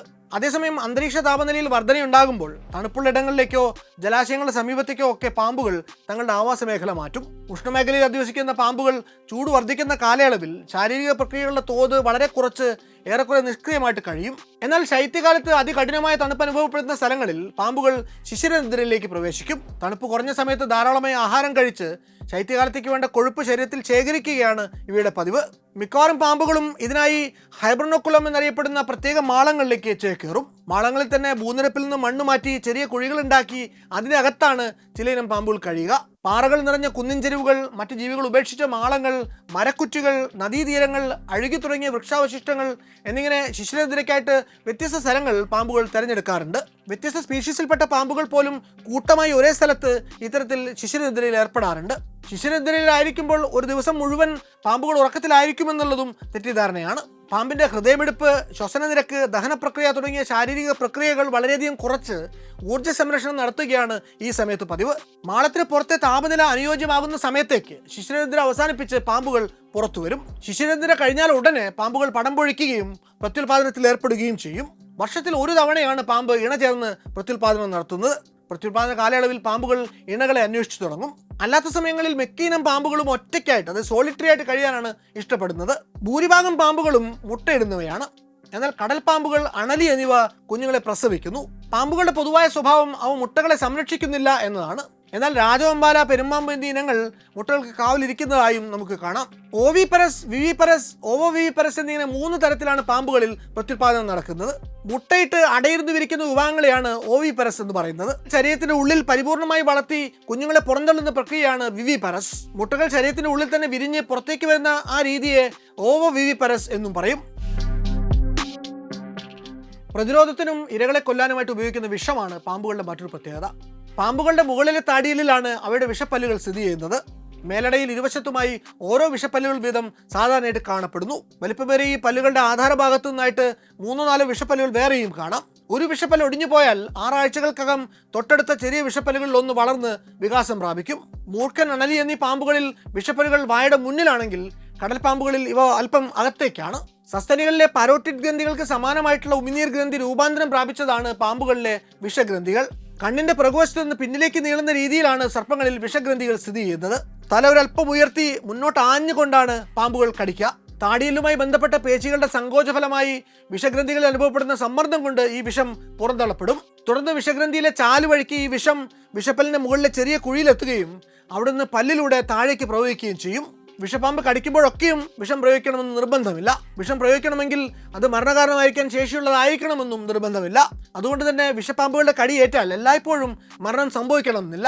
വിഷപ്പാമ്പ് കടിക്കുകയും എന്നാൽ മനുഷ്യന്റെ ശരീരത്തിലേക്ക് വിഷം പ്രവേശിക്കാതിരിക്കുകയും ചെയ്യുന്ന ആ അവസ്ഥയാണ് ഡ്രൈ ബൈറ്റ് എന്ന് നമ്മൾ വിളിക്കുക. പാമ്പിന്റെ പല്ലുകൾ മനുഷ്യന്റെ ശരീരത്തിൽ കൊള്ളുകയും മുറിവുണ്ടാക്കുകയുമൊക്കെ ചെയ്യുമെങ്കിലും വിഷഗ്രന്ഥിയിൽ നിന്ന് വിഷം പുറന്തള്ളപ്പെടുന്നില്ല എന്നതാണ് ഡ്രൈ ബൈറ്റിന്റെ പ്രത്യേകത. പാമ്പുകളെ സംബന്ധിച്ചിടത്തോളം വിഷം ഇരപിടിക്കാനും അത് എളുപ്പത്തിൽ ദഹിപ്പിക്കാനും വേണ്ടിയുള്ളതാണ്. പുതുതായിട്ട് വിഷം നിർമ്മിച്ചെടുക്കാൻ പാമ്പിന്റെ ശരീരത്തിന് വലിയ ഊർജ്ജം തന്നെ ആവശ്യമുണ്ട്. അതുകൊണ്ട് ആഹാരമാക്കാൻ കഴിവില്ലാത്ത മനുഷ്യരെ പോലെയുള്ള ചില ജീവികളിൽ കടിച്ച് അവ അനാവശ്യമായിട്ട് വിഷം പാഴാക്കാറില്ല. ജീവന് ഭീഷണിയുണ്ടാകുന്ന അസഹ്യമായിട്ടുള്ള സാഹചര്യങ്ങളിൽ സ്വയരക്ഷയ്ക്ക് വേണ്ടി മാത്രമാണ് അവ മനുഷ്യർക്ക് നേരെ ഈ ആയുധമെടുത്ത് പ്രയോഗിക്കുക. തൊട്ടു മുമ്പ് ഇരയെ പിടിക്കുകയോ മറ്റെന്തെങ്കിലും ജീവിയെ കടിക്കുകയോ ചെയ്തതുമൂലം വിഷഗ്രന്ഥിയിൽ താൽക്കാലികമായിട്ട് വിഷമില്ലാത്ത അവസ്ഥയിലും ഡ്രൈ ബൈറ്റ് സംഭവിക്കാറുണ്ട്. കടിയേറ്റ ഭാഗത്ത് പല്ലിന്റെ പാടും ചെറിയ ചോരപൊടിയിലും ഒക്കെ ഉണ്ടാകുമെങ്കിലും വിഷബാധയുടെ ലക്ഷണങ്ങളായിട്ടുള്ള കടുത്ത വേദന, വലിയ നീര്, മരവിപ്പ് തുടങ്ങിയവ ഡ്രൈ ബൈറ്റിൽ സംഭവിക്കാറില്ല. കടിയേറ്റത് ഡ്രൈ ബൈറ്റ് ആണോ അതോ ശരീരത്തിൽ വിഷം കയറിയിട്ടുണ്ടോ എന്ന് എളുപ്പത്തിൽ സ്വയം തീരുമാനിക്കാൻ നമുക്ക് സാധിക്കില്ല. അതിന് കൃത്യമായിട്ടുള്ള വൈദ്യപരിശോധന തന്നെ ആവശ്യമുണ്ട്. അതുകൊണ്ട് കടിയേറ്റാൽ ലക്ഷണങ്ങൾ വരുന്നതുവരെ കാത്തു നിൽക്കാതെ ഉടനടി ആശുപത്രിയിലെത്തി നിരീക്ഷണത്തിന് വിധേയമാകണം. നമ്മുടെ രാജ്യത്തെ ഏറ്റവും അധികം മരണങ്ങൾ നടക്കുന്നത് 4 തരം പാമ്പുകളുടെ കടിയേറ്റിട്ടാണ്. ഇവയെ നമ്മൾ ബിഗ് 4 എന്നാണ് വിശേഷിപ്പിക്കുന്നത്. ഇന്ത്യൻ മൂർഖനാണ് അവയിലൊന്ന്. മറ്റൊന്ന് ചേനത്തണ്ടൻ എന്നറിയപ്പെടുന്ന റസൽസ് വൈപ്പർ. മൂന്നാമത്തെ ആളാണ് വെള്ളിക്കെട്ടൻ എന്നും ശംഖുവരൻ എന്നും ഒക്കെ അറിയപ്പെടുന്ന കോമൺ ക്രൈറ്റ്. നാലാമത്തേത് ചുരുട്ടമണ്ഡലി എന്നറിയപ്പെടുന്ന സോസ് കേൾഡ് വൈപ്പർ. ഇതിനെ വട്ടക്കൂറ എന്നൊക്കെ നമ്മുടെ നാട്ടിൻപുറങ്ങളിൽ വിളിക്കാറുണ്ട്. ഈ 4 പാമ്പുകളാണ് ഇന്ത്യക്കാരുടെ ജീവനെടുക്കുന്നതിൽ മുന്നിൽ നിൽക്കുന്നത്. ന്യൂറോടോക്സിൻ നാഡീവ്യൂഹത്തെയും തലച്ചോറിനെയും ബാധിക്കുന്ന വിഷമാണ്. കോശസ്തരങ്ങളിലൂടെയുള്ള നാഡീ സിഗ്നലുകളുടെ വിനിമയത്തെ ഇത് തടസ്സപ്പെടുത്തുന്നു. അതിന്റെ ഫലമായിട്ട് കാഴ്ച മങ്ങുക, കൺപോളകൾ അടഞ്ഞു പോവുക, സംസാരിക്കാൻ ബുദ്ധിമുട്ട് നേരിടുക, ക്രമേണ ശ്വാസകോശ പേശികൾ തളർന്ന് ശ്വാസതടസ്സം ഉണ്ടാവുക എന്നൊക്കെയാണ് പ്രധാന ലക്ഷണങ്ങൾ. രാജവെമ്പാല, മൂർഖൻ, ശംഖുവരൻ എന്നിവയുടെ വിഷം പ്രധാനമായിട്ടും ന്യൂറോടോക്സിക് ആണ്. അടുത്തായിട്ട് ഹീമോടോക്സിക്. രക്തചംക്രമണ വ്യവസ്ഥയെ തറക്കുന്ന ഒരുതരം വിഷമാണ് ഹീമോടോക്സിൻ. രക്തം കട്ടപിടിക്കുന്ന പ്രക്രിയ ഈ വിഷം 4 ഇരട്ടിയിലധികം വൈകിപ്പിക്കുകയോ തടസ്സപ്പെടുത്തുകയോ ഒക്കെ ചെയ്യും. അതുമൂലം കടിയേറ്റ ഭാഗത്ത് കടുത്ത വേദനയും നീരും തലകറക്കവും ഉണ്ടാകും. കൂടാതെ ശരീരത്തിലെ ചെറിയ മുറിവുകളിലൂടെയും മോണകളിലൂടെയും രോമകൂപങ്ങളിലൂടെയും വരെ രക്തം പൊടിയാൻ ഇത് കാരണമാകും. അണലി, ചുരുട്ടമണ്ഡലി എന്നിവയുടെ വിഷം ഹീമോടോക്സിനാണ്. അടുത്തായിട്ടുള്ള സൈറ്റോടോക്സിനാണ്. കടിയേറ്റ ഭാഗങ്ങളിലെ കോശങ്ങളെ നേരിട്ട് നശിപ്പിക്കുന്ന ഒരു വിഷമാണത്. ഞരമ്പുകൾക്കും കോശങ്ങൾക്കും നാശം സംഭവിക്കുന്നത് കൊണ്ട് കടിയേറ്റ ഭാഗം നീല നിറത്തിലായി ജീർണിച്ചു പോകാൻ, നെക്രോസിസ് വരാൻ ഇത് കാരണമാകും. ഉദാഹരണത്തിന് മൂർഖന്റെ വിഷയത്തിൽ ന്യൂറോടോക്സിനൊപ്പം സൈറ്റോടോക്സിനും ഒരൽപ്പം അടങ്ങിയിട്ടുണ്ട്. ഇനിയുള്ളത് മയോടോക്സിനും കാർഡിയോടോക്സിനുമാണ്. കുറെക്കൂടി സൂക്ഷ്മമായിട്ട് തരംതിരിക്കുമ്പോൾ പേശികളെയും ഫൈബറുകളെയും നശിപ്പിക്കുന്ന വിഷത്തെ മയോടോക്സിൻ എന്ന് വിളിക്കും. ചില കടൽപ്പാമ്പുകളുടെ വിഷം മയോടോക്സിനാണ്. അതുപോലെ ഹൃദയപേശികളെ നേരിട്ട് ആക്രമിച്ച് തകർക്കുന്നവയെ കാർഡിയോടോക്സിനുകൾ എന്നാണ് വിളിക്കുക. പാമ്പിൻ വിഷത്തെക്കുറിച്ചുള്ള അശാസ്ത്രീയമായിട്ടുള്ള അറിവുകളും അബദ്ധധാരണകളുമാണ് പാമ്പുകടി ഏൽക്കുമ്പോൾ പലപ്പോഴും മനുഷ്യനെ പരിഭ്രാന്തിയിലാക്കുന്നത്. ഓരോ പാമ്പിൻ്റെയും വിഷം ശരീരത്തിൽ പ്രവർത്തിക്കുക ഓരോ തരത്തിലാണ് എന്നുള്ള ഈ ശാസ്ത്രീയമായിട്ടുള്ള തിരിച്ചറിവാണ് ഇത്തരം സന്ദർഭങ്ങളെ പക്വതയോടെ നേരിടാൻ നമുക്ക് ആദ്യമായിട്ട് ആവശ്യമുള്ളത്. ലോകാരോഗ്യ സംഘടന കണക്കുകൾ പ്രകാരം ലോകമെമ്പാടും പ്രതിവർഷം 45 മുതൽ 54 ലക്ഷം വരെ ആളുകൾക്ക് പാമ്പുകടി ഏൽക്കുന്നുണ്ട്. അതിൽ ശരാശരി 81,000 മുതൽ 1,38,000 വരെ ആളുകൾക്ക് മരണം സംഭവിക്കുന്നുമുണ്ട്.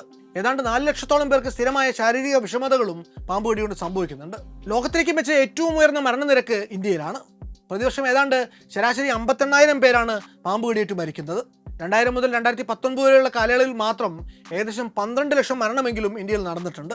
കേരളത്തിൽ വർഷം തോറും 3000 മുതൽ 8000 വരെ പാമ്പുകടി കേസുകൾ റിപ്പോർട്ട് ചെയ്യപ്പെടുന്നുണ്ട് എങ്കിലും താരതമ്യേന മെച്ചപ്പെട്ട വിഷചികിത്സാ സൗകര്യങ്ങൾ സംസ്ഥാനത്തുള്ളതുകൊണ്ട് കഴിഞ്ഞ 10 വർഷം കൊണ്ട് പാമ്പുകടിയേറ്റുള്ള മരണത്തിന്റെ തോതിൽ 75% കുറവ് വരുത്താൻ നമുക്ക് കഴിഞ്ഞിട്ടുണ്ട്. 2025 കേരളത്തിൽ 26 മരണങ്ങൾ മാത്രമാണ് ഔദ്യോഗികമായിട്ട് സ്ഥിരീകരിച്ചിട്ടുള്ളത്. പാമ്പുകൾ നമ്മുടെ പ്രകൃതിയിലെ വളരെ പ്രധാനപ്പെട്ട ഒരു ഘടകമാണ്. ജനവാസ സ്ഥലങ്ങളിൽ നിന്ന് മനുഷ്യന് ദോഷമില്ലാത്ത വിഷമില്ലാത്ത പാമ്പുകളെ സത്യത്തിൽ പിടികൂടി നീക്കം ചെയ്യേണ്ട ആവശ്യമേ ഇല്ല. പാമ്പ് കാരണം ജനങ്ങൾക്ക് ഭീതിയോ അപകടമോ ഉണ്ടാകാൻ സാധ്യതയുള്ള സാഹചര്യങ്ങളെ നേരിടാൻ വേണ്ടി കേരള വനം വകുപ്പ് സുസംഘടിതമായിട്ടുള്ളൊരു സംവിധാനം നടപ്പിലാക്കിയിട്ടുണ്ട്. സംസ്ഥാനത്താകെ 1200-ലധികം അംഗീകൃത പാമ്പ് രക്ഷാ പ്രവർത്തകരുണ്ട്.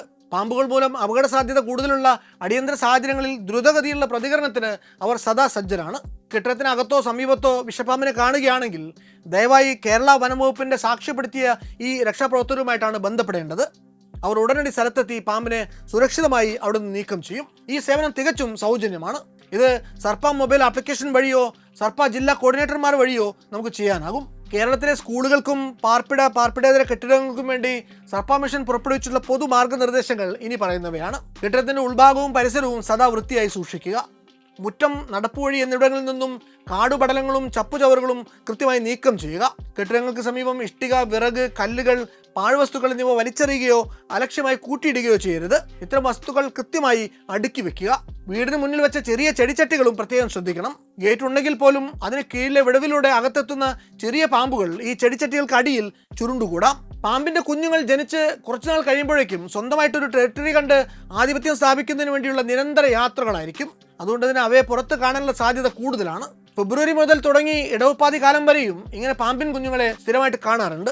മഴയുള്ളപ്പോഴും വെളിച്ചമില്ലാത്തപ്പോഴും കുട്ടികളെ ഒറ്റയ്ക്ക് അതിനടുത്ത് പോകാൻ അനുവദിക്കാതിരിക്കുക. വീടിന് പുറത്ത് ശേഖരിച്ചു വെച്ചിട്ടുള്ള വിറക് വെളിച്ചമുള്ള സമയത്ത് മാത്രം വളരെ ശ്രദ്ധയോടെ അകത്തേക്ക് എടുക്കുക. അസമയങ്ങളിലും ഇരുട്ടിലും അതിനൊന്നും മുതിരാതിരിക്കുക. ഭക്ഷണ അവശിഷ്ടങ്ങൾ ശരിയായി സംസ്കരിക്കുക. കാരണം ഏതെങ്കിലും ഭക്ഷ്യവസ്തുക്കളുടെ സാന്നിധ്യം നമ്മുടെ വീടുകളിലേക്ക് എലികളെ ആകർഷിക്കും. എലികളുടെ സാന്നിധ്യം പിന്നാലെ പാമ്പുകളെയും വീട്ടിലേക്ക് എത്തിക്കും. അതുപോലെ നമ്മുടെ കെട്ടിടങ്ങളുടെ മുകളിലേക്ക് വളർന്നു നിൽക്കുന്ന മരങ്ങളുടെ ശിഖരങ്ങൾ കൃത്യസമയത്ത് നീക്കം ചെയ്യുക. വീടിന് മുകളിലേക്ക് വളർത്തിയ വള്ളിച്ചെടികൾ, ജനൽ, എയർഹോൾ എന്നിവയിലേക്ക് എത്താത്ത വിധത്തിൽ ക്രോപ്പ് ചെയ്യുക. ഇങ്ങനെ ചെയ്താൽ മരം കയറാൻ കഴിയുന്ന പാമ്പുകൾക്ക് കെട്ടിടങ്ങളിലേക്ക് പ്രവേശിക്കാൻ കഴിയാതെയാകും. അതുപോലെ ഡ്രെയിനേജ് പൈപ്പുകളും ശരിയായി മൂടി സംരക്ഷിക്കണം.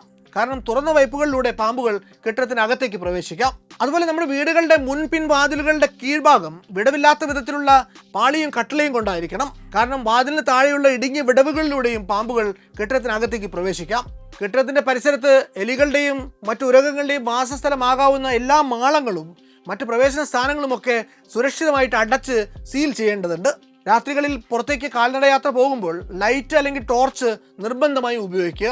വീടിന്റെ മുറ്റം ഉൾപ്പെടെയുള്ള താമസിക്കുന്ന സ്ഥലത്തൊക്കെയും നല്ല വെളിച്ചമുണ്ട് എന്ന് ഉറപ്പുവരുത്തുക. വീടിന് പുറത്തു വെക്കുന്ന ഷൂസ്, ചെരുപ്പ് എന്നിവ ധരിക്കുമ്പോൾ അതിനുള്ളിൽ ചെറിയ പാമ്പുകളോ മറ്റു ജീവികളോ ഒന്നും ഇല്ല എന്ന് ഉറപ്പുവരുത്തുന്നത് ഒരു ശീലമാക്കുക. ഷൂവിനുള്ളിൽ കൈ കടത്താതെ നിലത്ത് കൊട്ടി വേണം ഇത് ചെയ്യാൻ.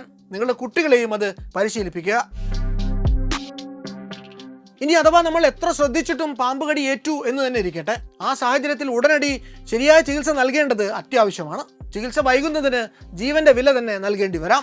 അപ്രതീക്ഷിതമായി മാരകമായിട്ട് പാമ്പ് കടിയേൽക്കുന്ന ഒരാളെ സംബന്ധിച്ച് കടിയേറ്റ് രക്തത്തിൽ കലർന്ന പാമ്പിന്റെ വിഷം നിർവീര്യമാക്കാൻ അടിയന്തരമായി നൽകുന്ന ആന്റിവനത്തിന് മാത്രമേ കഴിയൂ എന്ന തിരിച്ചറിവുള്ള സഹായമനസ്കതയുള്ള ഒരു സുഹൃത്തോ ഒരു നാട്ടുകാരനോ ഒരു ബന്ധുവോ അടുത്തുണ്ടാവുക എന്നത് വളരെ അത്യന്താപേക്ഷിതമാണ്. അങ്ങനെ ഒരു സാന്നിധ്യത്തെ ആശ്രയിച്ചിരിക്കും അയാളുടെ അതിജീവനത്തിനുള്ള സാധ്യത പോലും. അത്രമേൽ സന്നിഗ്ധമായ ഒരു മെഡിക്കൽ എമർജൻസിയാണ് സത്യത്തിൽ പാമ്പുകടി. ഉടനടി ലഭിക്കുന്ന കൃത്യമായ ചികിത്സയിലൂടെ രോഗിക്ക് വേണമെങ്കിൽ പൂർണ്ണ സുഖം പ്രാപിക്കാൻ കഴിയും. നമ്മുടെ സംസ്ഥാനത്ത് അതിനുവേണ്ട ആശുപത്രികൾ, ഡോക്ടർമാർ, യാത്രാ സൗകര്യങ്ങൾ, മറ്റ് സംവിധാനങ്ങളൊക്കെയും വേണ്ടുവോളമുണ്ട്. തെറ്റായ ചികിത്സയും ഫലപ്രദമായ ചികിത്സ നൽകുന്നതിൽ വരുത്തുന്ന കാലതാമസവുമാണ് യഥാർത്ഥത്തിൽ പാമ്പ് കടിക്കുമ്പോൾ മരണത്തിന് കാരണമാകുന്നത്. പാമ്പ് കടിച്ച ആളെ ആശുപത്രിയിൽ എത്തിക്കുമ്പോൾ അവിടെ അയാളുടെ ജീവൻ രക്ഷിക്കാൻ വേണ്ടി നൽകുന്ന മരുന്നിന്റെ പേരാണ് ആന്റിവെനം അഥവാ പ്രതിവിഷം. 1995 ഫ്രഞ്ച് ശാസ്ത്രജ്ഞനായിട്ടുള്ള ആൽബർട്ട് കാൽമെറ്റ് ആണ് ആദ്യമായി ആന്റിവെനം വികസിപ്പിച്ചെടുത്തത്. അന്നത്തെ ഫ്രഞ്ച് ഇൻഡോ ചൈനയിൽ, അതായത് ഇന്നത്തെ വിയറ്റ്നാമിൽ കോളറയെക്കുറിച്ച് പഠിക്കാൻ പോയ കാൽമെറ്റ് അവിടെയുണ്ടായ വെള്ളപ്പൊക്കത്തിൽ നൂറുകണക്കിന് മനുഷ്യർ പാമ്പ് കടിയേറ്റ് മരിച്ചു പോകുന്നത് കണ്ടു. ആ ദാരുണമായ കാഴ്ചയാണ് ഒരു പകർച്ചവ്യാധി ഗവേഷകനായിരുന്ന അദ്ദേഹത്തെ പാമ്പിൻ വിഷത്തിനെതിരെ ഒരു മരുന്ന് കണ്ടെത്താൻ വേണ്ടി പ്രേരിപ്പിക്കുന്നത്. കുതിരകൾ ഉപയോഗിച്ച് സിറം നിർമ്മിക്കുന്ന ഒരു വിദ്യ കണ്ടെത്തുകയായിരുന്നു അദ്ദേഹം ചെയ്തത്. സത്യത്തിൽ ആന്റിവെനം നിർമ്മിക്കാൻ ഗവേഷകർ ഉപയോഗിക്കുന്ന ഒരു പ്രധാന അസംസ്കൃത വസ്തു പാമ്പിന്റെ വിഷം തന്നെയാണ്. പാമ്പിൻ വിഷത്തിന് രാജ്യാന്തര വിപണിയിൽ സ്വർണ്ണത്തെക്കാൾ വിലയുണ്ട്. പാമ്പിൻ വിഷത്തിൽ നിന്ന് വേർതിരിച്ചെടുക്കുന്ന സിറത്തിൽ നിന്നാണ് ആന്റിവെനം നിർമ്മിക്കാറുള്ളത്. വിവിധയിനം പാമ്പുകളിൽ നിന്നുള്ള വിഷം വേർതിരിച്ച് ആദ്യം ഒരു കുതിരയിൽ കുത്തിവെക്കും. ഈ വിഷത്തിനെതിരെയുള്ള ആന്റിബോഡി കുതിരയുടെ ശരീരം ഉൽപ്പാദിപ്പിക്കുന്നത് വരെ ഈ വിഷം നൽകിക്കൊണ്ടിരിക്കും. തുടർന്ന് കുതിരയുടെ രക്തത്തിൽ നിന്നും സിറം വേർതിരിച്ച് ശുദ്ധീകരിച്ച് ശീതീകരിച്ച് സൂക്ഷിക്കും. ഈ സിറത്തിൽ നിന്നുമാണ് പ്രതിവിഷം വേർതിരിച്ചെടുക്കുക. പാമ്പുകടി മൂലമുണ്ടാകുന്ന ഭയവും പരിഭ്രാന്തിയും രക്തചംക്രമണം അതിവേഗത്തിലാക്കുകയും വിഷം തലച്ചോർ, വൃക്ക എന്നിവയിലേക്ക് അതിവേഗം കടക്കുന്നതിന് കാരണമാവുകയും ചെയ്യും. കഴിയുന്നതും ആദ്യ 4 മണിക്കൂറിനുള്ളിൽ തന്നെ പ്രതിവിഷം നൽകേണ്ടതാണ്. ഒരു വിഷത്തിനെതിരെ അതിൻ്റെ തന്നെ പ്രതിവിഷം, അതായത് മോണോവാലന്റ് ആന്റിവെനം നൽകുന്നതാണ് ഏറ്റവും ഉത്തമം. എന്നാൽ ലഭ്യമല്ലാത്ത സാഹചര്യങ്ങളിൽ പോളിവാലന്റ് ആന്റിവെനം അഥവാ പ്രതിവിഷ മിശ്രിതം ഉപയോഗിക്കാവുന്നതാണ്. പ്രധാനപ്പെട്ട 4 പാമ്പുകളുടെ വിഷത്തിനെതിരായിട്ട് പ്രവർത്തിക്കുന്ന പോളിവാലന്റ് ആന്റിവെനം ഏത് വിഷപ്പാമ്പിൽ നിന്നാണ് വിഷബാധ ഏറ്റത് എന്ന് അറിഞ്ഞില്ലെങ്കിൽ പോലും സാധാരണ നിലയിലുള്ള ദംശനങ്ങൾക്ക് പ്രതിരോധം നൽകുന്നതാണ്. അതുകൊണ്ട് ചികിത്സയ്ക്ക് പോകുന്നവർ പാമ്പിനെ തിരഞ്ഞ് സമയം കളയേണ്ടതില്ല. കടിയേറ്റയാളുടെ ലക്ഷണങ്ങൾ കൊണ്ട് ഡോക്ടർക്ക് ചികിത്സ നിർണ്ണയിക്കാൻ സാധിക്കുന്നതാണ്. കടിച്ച പാമ്പിനെ ജീവനോടെയോ തല്ലിക്കൊന്നോ ആശുപത്രിയിൽ എത്തിക്കേണ്ട ഒരാവശ്യവുമില്ല. അത് അപകടകരമാണ്. കൂടുതൽ പേർക്ക് കടിയേൽക്കാനും പാമ്പിനെ തെരഞ്ഞ് സമയം നഷ്ടപ്പെടുത്താനും അത് കാരണമാകും. വിഷക്കല്ല് വെച്ചും പച്ചമരുന്നുകൾ ഉപയോഗിച്ചും വെറുതെ സമയം കളയരുത്. പാമ്പിന്റെ കടിയേറ്റാൽ മദ്യപാനം, പുകവലി, ഭക്ഷണം എന്നിവ ഒഴിവാക്കുക. ചായയും കാപ്പിയും പോലെ രക്തക്കുഴലുകളെ വികസിപ്പിക്കുന്നതിന് പ്രേരണയാകുന്ന സാധനങ്ങളും ഒഴിവാക്കണം. പാമ്പ് കടിയേറ്റയാളെ ഒരു കാരണവശാലും അധൈര്യപ്പെടുത്തരുത്. അയാളെ ഓടിക്കുകയോ നടത്തുകയോ ആയാസകരമായ പ്രവൃത്തികൾ ചെയ്യിക്കുകയോ ചെയ്യരുത്. പാമ്പ് കടിച്ച പാടിൽ മുറിവുണ്ടാക്കി രക്തമൊഴുക്കാൻ ശ്രമിച്ചാൽ ഞരമ്പ് മുറിഞ്ഞ് രക്തനഷ്ടമുണ്ടാക്കി അത് വലിയ സങ്കീർണതയുണ്ടാക്കും. അതുപോലെ കടിപ്പാടിൽ നിന്ന് വിഷം വായ കൊണ്ട് വലിച്ചെടുക്കാൻ ശ്രമിക്കുന്നതും മൗഢ്യമാണ്. മുറിപ്പാട് സോപ്പ് ഉപയോഗിച്ച് കഴുകുന്നത് പോലും മസാജ് എഫക്റ്റ് മൂലം വിഷം അതിവേഗം രക്തത്തിൽ കലരുന്നതിന് കാരണമാകാം. കടിപ്പാട് മുറുക്കിയോ അയച്ചോ കെട്ടുന്നതും ഒഴിവാക്കുക. എന്നാൽ പേശീചലനം പരമാവധി കുറയ്ക്കുന്നതിന് വേണ്ടി ഒരു ബാൻഡേഡ് ചുറ്റുന്നതിൽ തെറ്റില്ല.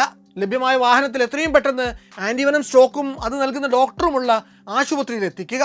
ഇത് രണ്ടും പോകുന്ന ആശുപത്രിയിൽ ഉണ്ടോ എന്ന് രോഗിയുടെ കൂടെയുള്ളവർ മുൻകൂട്ടി വിളിച്ച് ഉറപ്പുവരുത്തണം. അങ്ങനെ ചെയ്താൽ ഒരു ആശുപത്രിയിൽ നിന്ന് മറ്റൊരിടത്തേക്ക് പോകുന്ന സമയനഷ്ടം നമുക്ക് ഒഴിവാക്കാനാകും. ഈ സൗകര്യങ്ങൾ ലഭ്യമായ ആശുപത്രികളുടെ ലിസ്റ്റ് സർപ്പ വെബ്സൈറ്റിൽ ലഭ്യമാണ്. പരിഭ്രാന്തിയല്ല, പക്വതയോടുള്ള സമീപനമാണ് പാമ്പുകടി സമയത്ത് ഉണ്ടാകേണ്ടതെന്നാണ് ചുരുക്കത്തിൽ നമ്മൾ മനസ്സിലാക്കേണ്ടത്. കേരളത്തിലെ പാമ്പുകളെക്കുറിച്ച് വളരെയേറെ തെറ്റിദ്ധാരണകളുണ്ട്. പാമ്പുകൾ പറക്കുമെന്ന ധാരണ കേരളത്തിൽ അങ്ങോളം ഇങ്ങോളമുണ്ട്. നാഗത്തൻ പാമ്പുകൾ വനങ്ങളിലെ ഉയർന്ന വൃക്ഷങ്ങളിൽ നിന്ന് മറ്റൊന്നിലേക്ക് ഇരപിടിക്കുന്നതിനോ ശത്രുക്കളിൽ നിന്ന് രക്ഷ നേടുന്നതിനോ ഒക്കെ തെന്നി നീങ്ങാറുണ്ട്. അതാണ് ഈ തെറ്റിദ്ധാരണയ്ക്കുള്ള കാരണം. മറ്റൊന്ന്, മണ്ണൂലി പാമ്പുകളെ അണലിയെന്ന് തെറ്റിദ്ധരിച്ച് കൊന്നൊടുക്കുന്നതാണ്. തീരെ വിഷമില്ലാത്ത പാമ്പുകളാണ് മണ്ണൂലികൾ. ശക്തിയേറിയ തല കൊണ്ട് മണ്ണിൽ മാളമുണ്ടാക്കി ഇവ കഴിയുന്നു.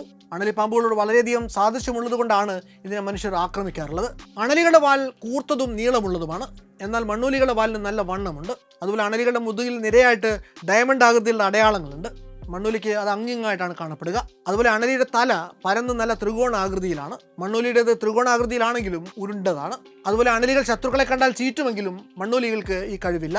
എന്നാൽ ഇതൊന്നും ശ്രദ്ധിക്കാതെയാണ് നമ്മൾ മണ്ണൂലികളെ നിരന്തരം കൊന്നൊടുക്കിക്കൊണ്ടിരിക്കുന്നത്. ഇതുപോലെ തന്നെ തെറ്റിദ്ധരിക്കപ്പെടുന്ന 2 ഇനങ്ങളാണ് വെള്ളിക്കെട്ടൻ അഥവാ ശംഖുവരയൻ എന്ന പാമ്പും വെള്ളിവരയനും. ശരീരത്തിലുള്ള വലയങ്ങളാണ് ഇതിന് കാരണം. ഇവയെ തിരിച്ചറിയേണ്ടതും അത്യാവശ്യമാണ്.